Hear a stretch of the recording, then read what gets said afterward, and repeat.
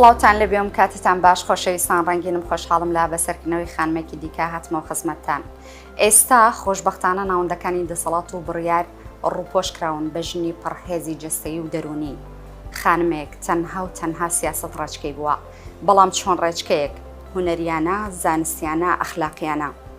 ئەم پەرژینەش ڕچەشکێنی و دەستکەوت و ئاسوودەبەخشیە بۆ ئێمەی خانم کە لەلایەن خاتو سروە محەممەدە و بنیات نراوە. ئەمڕۆ هاتوومەتە خزمەتی و خزمەتی دەکەم. سڵاوت لە بێم کاتت باش خاتو سروە دەرفەتە. زۆر سپاسیەوە بۆ ئێوە بەناوی خۆی گەورە و میهرەبان. سوپاسانەکەم بۆ بەرنامە جوانەیە. سوپاس بۆ کەناڵە جوانەکەی کەرکووک کە هەمیشە ژنان بەسەر دەکاتەوە، توانە و شارەزایەکانی ژنان بەدرەخە. سوپاس بۆ ئێوە. دەست خۆش بێ. سەرەتا لێ یاسای لە پرۆگرامەکەم سەرتا بە سیبێک لەسەر ژیانی تۆ دەست پێکەین، دواتر دەست با پرسیارەکانەکەین. فەرموون با پێکەوە بینەری ئەم سیبێ بین لەسەر ژیانی خاتو سروە. سروە محەممەد ڕەشید کچی شەهیدی فەرماندە بابا عەلیە، خاوەنی 17 ئەنفال و شەهیدە. بەشی یاسای لە زانکۆی سلێمانی لە ساڵی 2002 تەواو کردووە. هەمان ساڵ لە دادگای بەرایی کەلار بەناونیشانی یاریدەدەری دادوەری دامەزراوە تا ساڵی 2005. وەک یەکەم ژن لەسەر ئاستی هەرێمی کوردستان لە ساڵی 2005 بۆتە بەڕێوبەری ناحەی ڕزگاری لە قزای کەلار، پاشان بەڕێوبەری ناحەکانی بێباز و سەرقەڵا و قۆرەتوو. لە ساڵی 2020 بۆتە جێگری سەرپەرشتیاری ئیدارەی گەرمیان. لە ساڵی 1999 وەکو خۆبەخش لە بوارەکانی ژنان و مافی مرۆڤ کاری کردووە. ئەندامی ژینگە دۆستانی ڕزگاری و ئەندامی لیژنەی باڵای داکۆکی لە ئەنفال کراوانە. زیاتر لە 20 ساڵە وەکو خۆبەخش لە بواری ئەنفال کار دەکات. ئەندامی کۆنگرەی 4 و 5 یەکێتی نیشتیمانی کوردستان بووە. چالاکوانی بواری ژینگە و شارەزای بواری ئیداری و یاساییە. ئەندامی لیژنەی ئاوەدانکردنەوە و شارەوانی و جێگری سەرۆکی لیژنەی ژنان و خێزان و منداڵانە لە پەرلەمانی عێراق. ئێستاش ئەندامی خولی 5 پەرلەمانی عێراقە.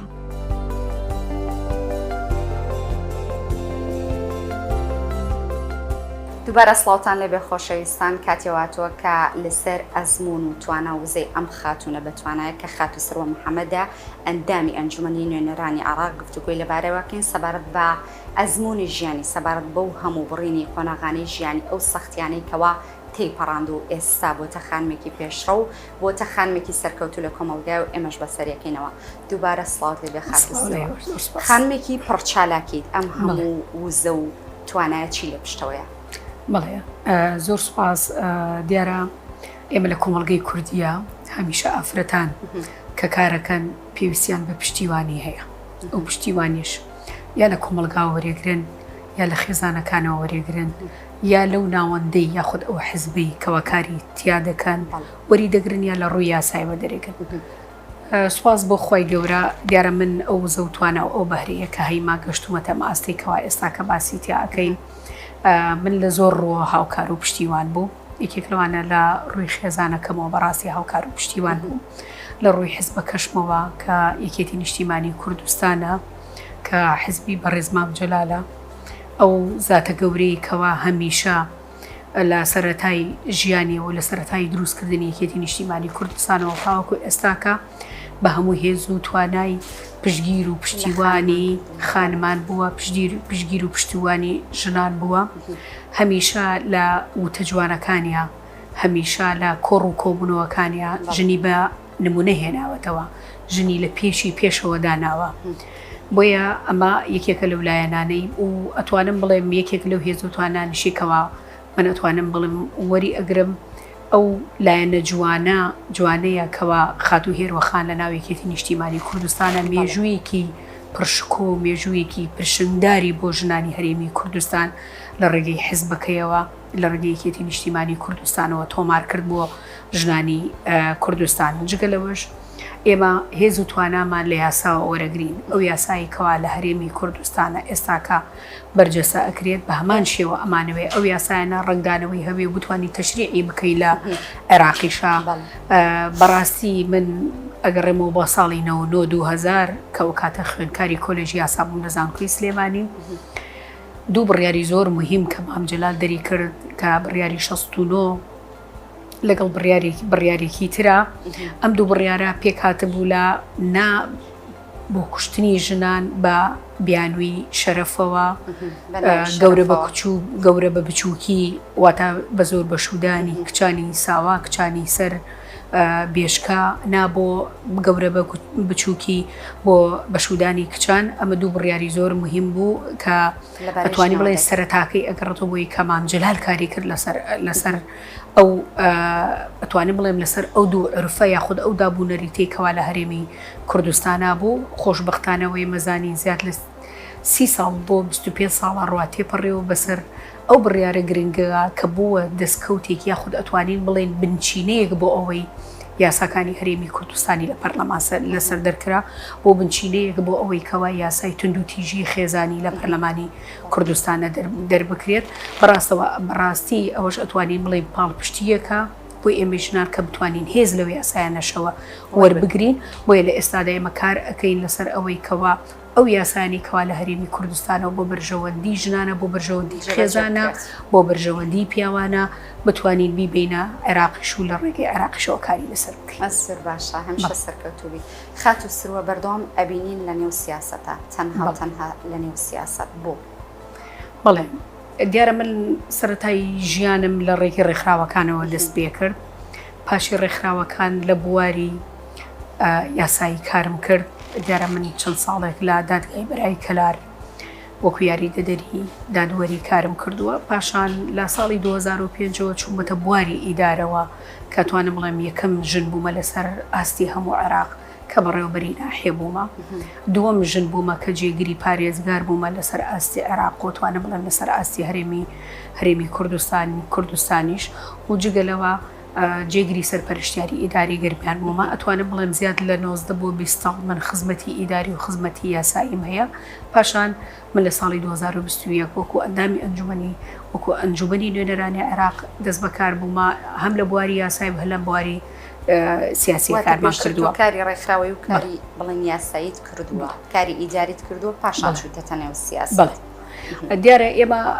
ئەگەر ژنان نەچنە بوارە سیاسیەکان ناتوانن ئەو مافانەی کە هەیەە بۆ خۆیان و بۆ خێزانەکەیان تەنانەت بۆ کۆمەڵگاش دەست بەریکەن بۆیە یعنی ئەتوانین بڵێن ئەگەر بێت و ژنان لە بواری سیاسیاییش بکەن ئەتوانن بگەنە پەرلەمان ئەتوانن بگەنە دەسەڵات ئەتوانن بگەنە ناوەندەکانی بڕیار لە نێو حیزبەکان ناوەندەکانی بڕیار چی سەرکردایەتی بێت چ لایەنەکانی تری ئیداری و حزبی بێ لە نێو حزبەکان پاشان ژنان ئەتوانن لە ڕێگەی سیاستەوە بگەنە ناوەندەکانی بڕیارە لە حکوومەت ئەتوانن بگەنە ناوەندەکانی بڕیار لە پەرلەمان چ پەرلەمانی عێراق بێ چ پەرلەمانی هەرێمی کوردستان بێ ئەمە لەو ڕێگەیەوە ئەتوانین ئەو یاسانی کەوا لە بەرژەوەندی هاوڵاتیانە لە ئەو یاسانی کەوا لە بەرژەوەندی خێزانە ئەو یاسانی کەوا لە بەرژەوەندی ژنانیش ئەتوانین دەریبێنین و کاری لەسەر بکەین و جێبەجێ بکەین بۆی ئەتوانین بڵێن سەرەتای دەستپێکردنی هەم ژیانی ژنان لەگەڵ سیاسەتا زۆر گرنگە بۆ ژنان بۆی بتوانین ئێمە مافەکانی کۆمەلگا و مافەکانی ژنان و مافەکانی خێزان بەدیبێنی زۆر باشە خات و سروە ئێستا وەکو پەرلەمانتار لە ئێستا لەم قۆناغەیە هەموو خانمێک کاتێک کە دێتە مەیدان کاتێکە وزە و توانای خۆی تاقیەکاتەوە بەردەوام تووشی ناڕەحەتی ئەبێ ئەنی ئەمەوێت لێرەوە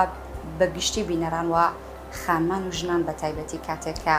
تۆی خانم لە بەرنامەیەکی ئاوکو بڵێن پێشڕەوێک خەوک و خانمێکی سەرکەوت و ئەبینن بێگومان ئەمە هەروە بە ئاسانی نەهاتۆتە دی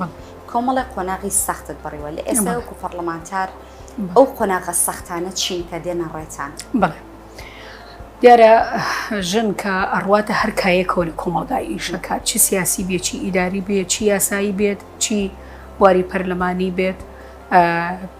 تووشی کۆمەڵێک ئاستنگ ئەبێتەوە لە ژیان تووشی کۆمەڵێک ناڕەحەتی ئەبێتەوە من نمونەیەکە هێنمەوە کە سەرەتا کە دەست بەکار بم وەکو بەڕێوەبەری ناحیە پیان وتیان پیاوان تەوایان کردو نۆرەی ژنانە بۆیە ژنان پێویستە ئەگەر پیاو یەک جار کار بکات لەسەر ئەوەی کەوا سەرکەوتوو بێ ئەبێژن دەیان جار کار بکات لەسەر ئەوەی سەرکەوتوو بێ لەبەر ئەوەی ژنان ئەبنە ڕێچکە شکێن بۆ ژنانی دوای خۆیان ئەبێ خۆیان بسەڵمێنن هەم بۆ کۆمەڵگا هەم بۆ خێزانەکانیان هەم بۆ ژنانیش ئەبێ خۆیان بسەڵمێنن کەوا ئەتوانن لەو بوارانە ئیش بکەن ژنان هیچ جیاوازیەکان لەگەڵ پیاوانە توانە و هزر و هێزی ژنان هیچ جیاوازیەکی نییە لەگەڵ پیاوانە بۆی بتوانین ئێمە لە بوارەکانی ترەوە ئیش بکەین ئێمە دێنە سەر بوارەکانی تریش یعنی بواری پەرلەمانی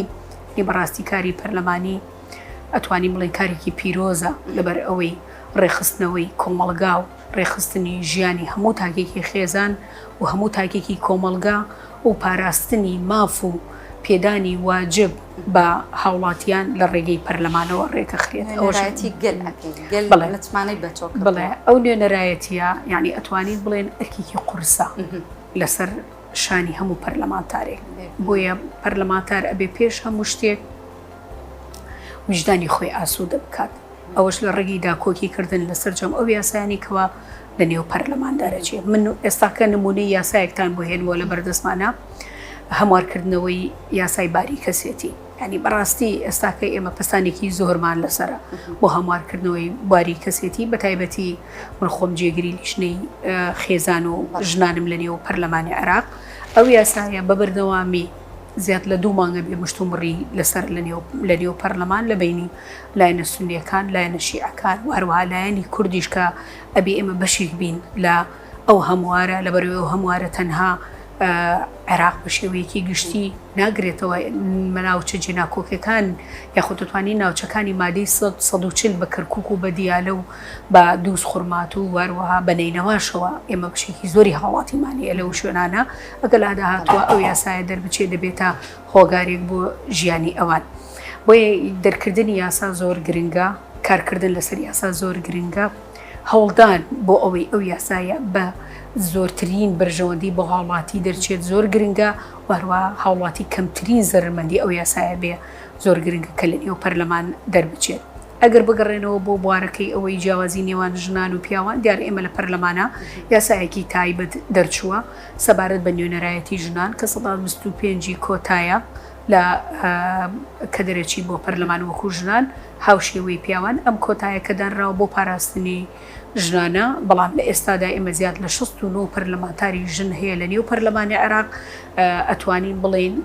180 تاوەکو 190 ئەو ژنانە بە کۆتا دەرنەچووە هەمووی بە مافی خۆیان دەرچووە ئەم بەشە گەڕێتەوە بۆیەکەوە کۆمەڵگای ئێمە کۆمەڵگای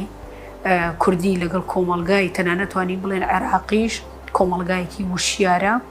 دەنگەدەن بۆ کەسانی کەوا کاریان بۆ ئەکا یاخود ئەو پەرلەمانتاری ئەتوانێ مافەکانیان بپارێزێت زۆر باشە خات و سروە باسی ناوچە جێناکۆکەکانت کرد کەرکووکیش هەمیشە شارێک بووە شارێکی کوردستانی بە پێی بەڵگەنامە مێژوویەکان و لەبەروی سیراعێکی سیاسی لەسەرە لەبەروی ململانەیەکی زۆری لەسەرە تاوەکو ئێستا نەخراوەتەوە سەر هەرێمی کوردستان بۆ ناوچەیەکی کوردستانیە خۆتیش دانیشتوی شاری کەلاری هەر گەرمیان ئێمەش لە کەرکووکەوە گەڕی باوە گوڕگوڕمان هێناوە چیت هەیە بە ئەو شارە کوردستانیە دیارە کەیمە باسی کەرکووکەکەین کەرکووک یعنی ئەتوانی بڵێن جەستە و ویژدانی هەموو کوردێک من بە خێراتنتانەکەم کاتم بۆ شاری کەلاری خۆشەویست دیارە جیاوازی لە دڵ و دەرونی ما جیاوازی نییە لە نێوان هیچ شارێکی کوردی بەڵام کەرکووک شوێنێکی تایبەتی هەیە لە دڵ و دەرونی هەموو کوردێکدا بەداخەوە کەرکووک هەمیشە جێگەی ململانیەکان بووە لە بۆتەی کە دروست بۆ تاواکو ئێستاکە جێگەی ململانی سیاسیەکان بووە جێگەی بەرژەوەندی تایبەتی و بەرژەوەندی گشتیەکان بووە کەرکووک هەمیشە بەرداشێک بووە لە نێوان هەرێمی کوردستان و لە نێوان حکوومەتی ئیتیحادی بە ئێستاشەوە کە ئێمە دانیشتوین ئەم بەرنامەیە ئەەکەین بۆیە ئێمە هەمیشە لە پەرلەمانی عێراق ڕاستە کەرکووک کۆمەڵی نوێنەری هەیە لە پەرلەمانی عێراق بەڵام ئێمە وەکو فراکسیۆنی یەکێتی نیشتیمانی کوردستان هەمیشە کە باسی کەرکووکە کرێ بە 18 پەرلەمانتارەکەەوە کارەکەین لەسەرەوەی ئێمە چۆن بتوانین کەرکوو هێندەی تر ئاوادان بکەینەوە چۆن بتوانین ئەو هاوڵاتیانەی ئەو هاو نیشتیمانیانەی کەوا کوردن لە کەرکووکن کەوا لە جیاتی ئێمەی هەرێمی کوردستان ماونەتەوە لەوێ ئەوان ئەگەی ئێمە جارێک شەڕ بکەین بۆ کەرکووک ئەوان 1000 جار شەڕەکەن بۆ ئەوەی کوردستانی بوونی کەرکووک بپارێزن کوردستانی بوونی کەرکووک لە تەبعیس و لە تەعریب بپارێزن بۆیە کەرکووک ئەتوانم بڵێم جەستەی ئێمەیە ئەوەی کە لە تواناماندا بێت بۆ کەرکووکەکەین بە هەمان شێوە هەروەکو چۆن یەکێتی نیشتیمانی کوردستان لە ڕابردوو لە ئێستادا خۆی بە خاوەنی کەرکووکە زانێت کارەکان بۆ ئەوەی کەرکووکەکان بەبێ جیاوازی بپارێزێت بە هەمان شێوە ئێمە بە هەمان نەهجی دەستە گوڵەکەی مام جەلال کار بۆ کەرکووک. زۆر باشە خات و سڕوە هەمیشە سەرۆک مام جەلال بە شێوازێک سیاسەتی کردووە گرنگێکی زۆری بە خانمان داوە. ئەمە بزانم کە ئەو جوانبینی کە سەرۆک مام جەلال چی بۆ ئێوەی خان بەدیهێنا.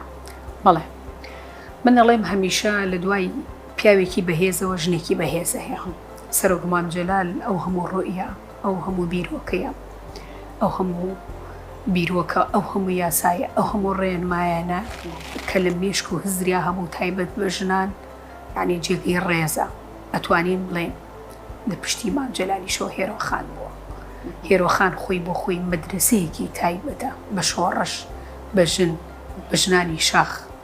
بە ژنانی ئێستاش ئەتوانین بڵێن بە ژنانی داهات و بە ژنانی ئایندەش. مام جەلال دووبارە نابێتەوە. من هەمیشە لە ژیانمە بۆ ژنان بۆ کۆمەڵگا هەجی مام جەلالم بەکارهێناوە. لەبەرەوە هەمیشە ڕوئیای مام جەلال لە پشتی پەردەکانەوە بووە، ڕوئیای مام جەلال لە پشتی پەنجەرەکانەوە بووە، ڕوئیای مام جەلال لە پشتی دەرگاکانەوە بووە. هەمیشە ڕوئیایەکی گشتگیری هەبووە بۆ ژیانێکی ئاسوودە بۆ ژنان، بۆ ژیانێکی ئاسوودە بۆ خێزان.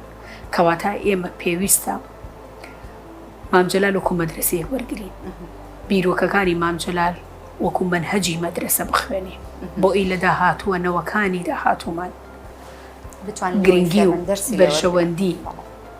خۆیان خێزان کۆمەڵگا لە مام جەلالەوە فێر بن. لەبەر ئەوەی لە شەرق ئەوسەڵ تا منتوانم بڵێم لە ڕۆژهەڵاتی ناوەڕاستە کەسێکی تر وەکو مام جەلال دروست نابێتەوە، هەم بۆ پاراستنی ژنان، هەم بۆ پاراستنی کۆمەڵگا، هەم بۆ داکۆکیکردن لە ژنان و لە مافەکانی ژنان. زۆر باشە. ئەی کوڕانی مام جەلال بە تایبەتی سەرۆک باڵ کە لە ئێستاە سەرکردایەتی حەزبێک دەکات کە وشێکێک نیشتوانی کوردستان لە هەمان کاتا کاقوبات دیدی ئەوان تا چەند ڕەچەشکێن بوو بۆ ئێوەی ژنان.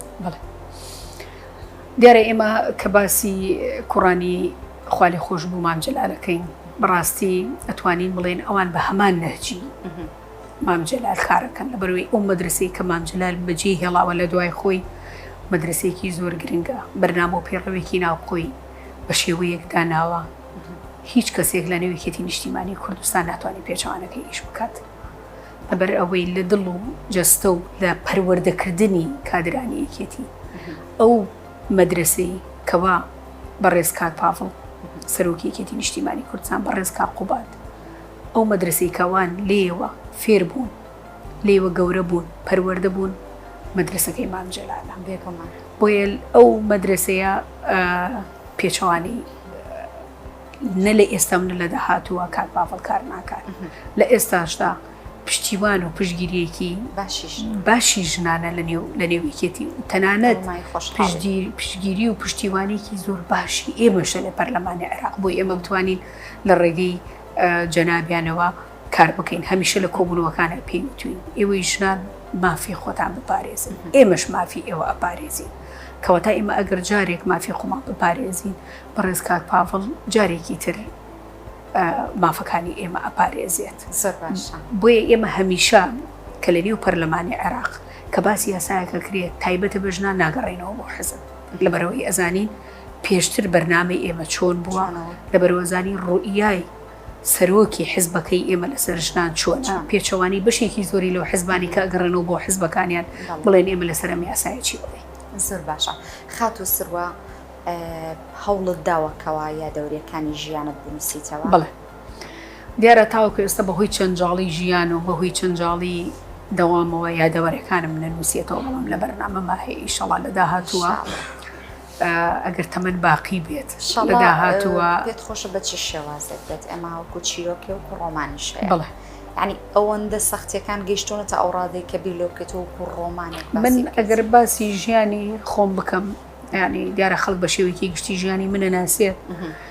ئەتوانم بڵێم زیاد لە چەندین ڕۆمان چەندین چیرۆک پەیوەندی بە ژیانی منەوە هەیە، لەبەرەوەی من لە تەمەنی 8 ساڵەیە باوکم پێشمەرگە بۆ شەهید بووە کە شەهید بووە تەرمەکەشی حکوومەتی بەعزنەی داوەتەوە لەگەڵ خۆیان بردوێتی تاواکو ئێستا گۆڕێکی ونی هەیە باوکی من.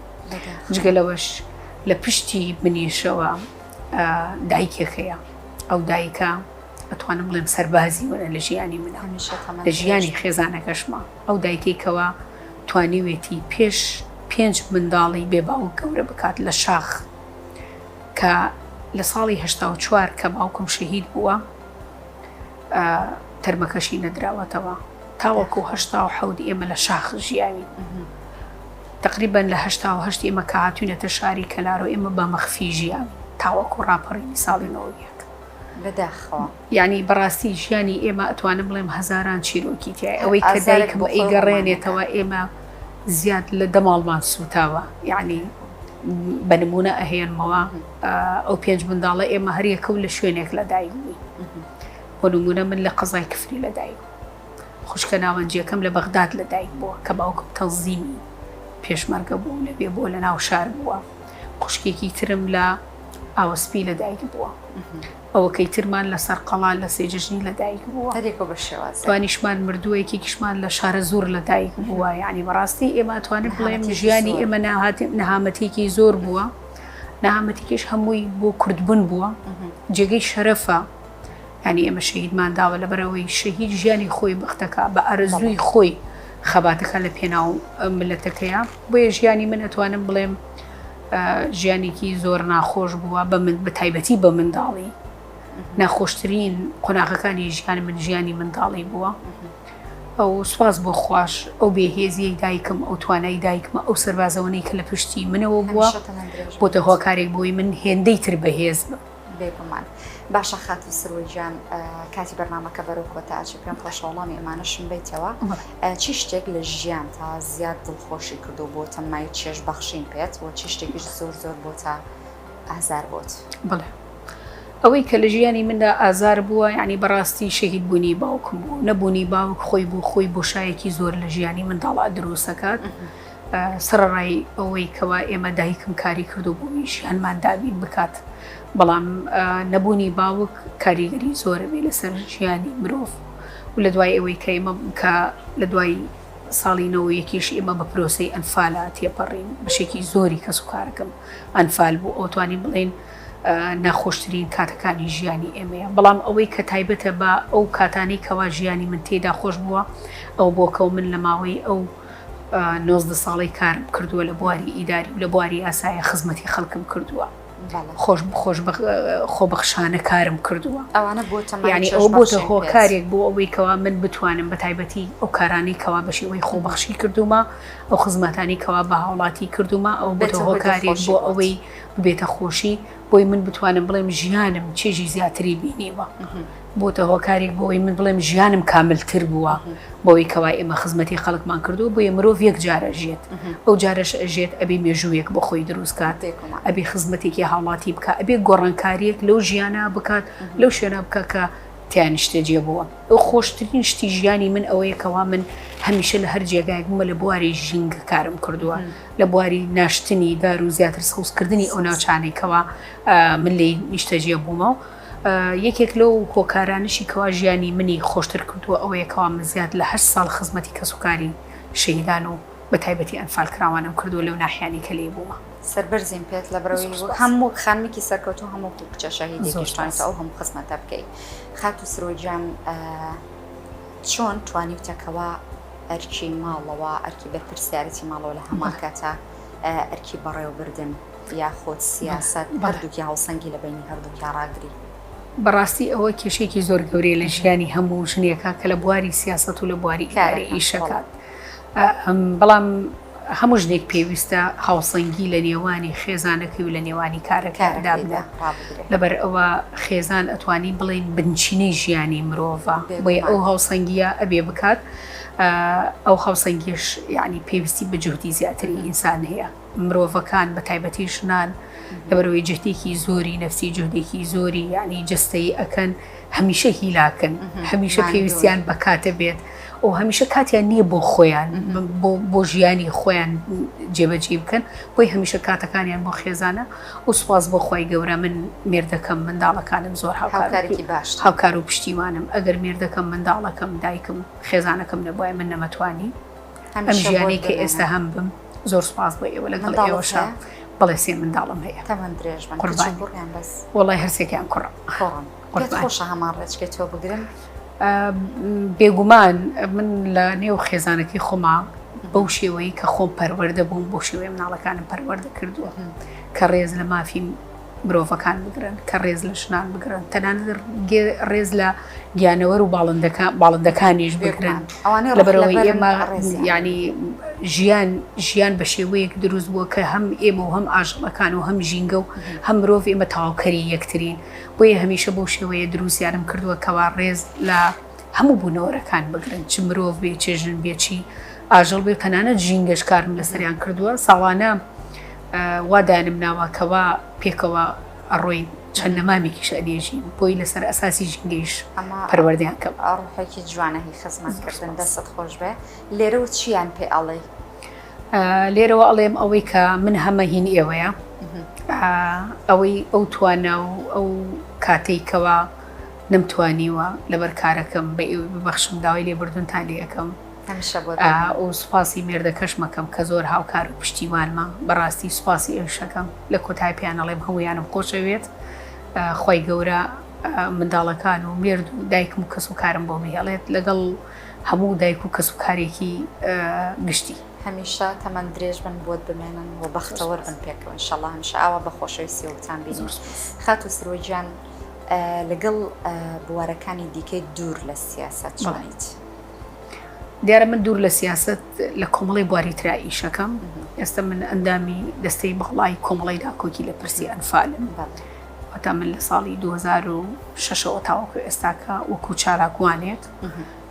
هەم لە دەرەوەی ڕێکخراوەکە هەم لە ناو ڕێکخراوەکە کە ڕێکخراوێکی تایبەتە بۆ داکۆکی کردن لە مافی کەس و کاری سەربەرزی ئەنفال کراوەکان کارەکەم لە بواری ژینگەیە کارەکەم دیارە بواری ژینگەش بوارێکی زۆر مهمە ئێمە پێویستە گرنگی بەو بوارەبین بەڵێ و لە بواری وەکو چالاکوانێک لە بواری ژنان و وارووا ڕێخستنەوەی خێزانیش کارەکەم دیارە جگە لەمانە کۆمەڵێک کاری تریشەکەم کاری خۆبەخشیشەکەم بەڵێ زۆر سپاسانەکەم